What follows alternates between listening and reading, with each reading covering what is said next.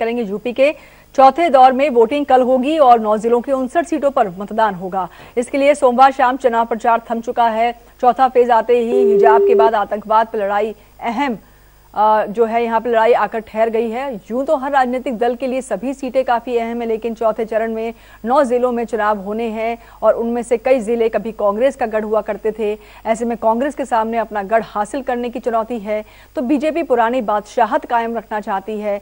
Samajwadi party BSP की बात करें तो इस चरण में इन पार्टियों को अपनी अपनी साख बचाने के लिए कड़ी परीक्षा से गुजरना होगा। अब्बास मेहंदी हमारे संवाददाता ज्यादा जानकारी साथ। अब्बास, ये चौथा चरण बहुत ही अहम है क्योंकि यहाँ पर अब साख सभी पॉलिटिकल पार्टीज की इस तरह से, एक तरफ जहाँ कांग्रेस का गढ़ हुआ करता था तो वहां पर वो कोशिश करेंगे कि दोबारा से इसको हासिल किया जाए। जैसे कि हमने कहा, बीजेपी अपनी बादशाहत को कायम रखना चाह रही है, समाजवादी पार्टी और बसपा अपनी यहाँ पर इमेज को इंक्रीज करना चाह रही है। तो यकीनन ये चुनाव वाकई बहुत अहम होगा चौथे चरण का। चरण का जो ये चुनाव है ये वाकई में बहुत अहम है क्योंकि इसमें लखनऊ, रायबरेली जैसी सीटें हैं। रायबरेली जो गांधी परिवार का गढ़ माना जाता है, फिर लखनऊ क्योंकि राजधानी है उत्तर प्रदेश की, तो काफी ये जो चौथा चरण है ये बहुत अहम है और काफी दिग्गज इस चौथे चरण में मैदान में है। और देखिए, पिछले 2017 की अगर बात करें तो 59 सीटों की में से 51 सीटें बीजेपी के कब्जे में थी, यानी कि 90% वोट बीजेपी को था इस चौथे चरण में। अब ये देखना होगा कि इस बार कितना परिवर्तन होता है, कौन कौन सी सीट बीजेपी हारती है या फिर उससे ज्यादा बीजेपी सीटें लाती है। 51 सीटें जो पिछली बार थी उससे ज्यादा आंकड़ा पार होगा, वो देखना होगा।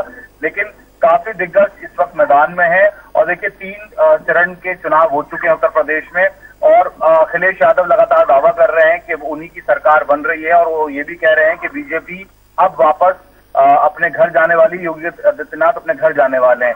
दूसरी तरफ बीजेपी भी इस चीज का दावा कर रही है कि साइकिल पंचर हो चुकी है। तो दोनों तरफ से जो सियासत है वो लगातार जारी है।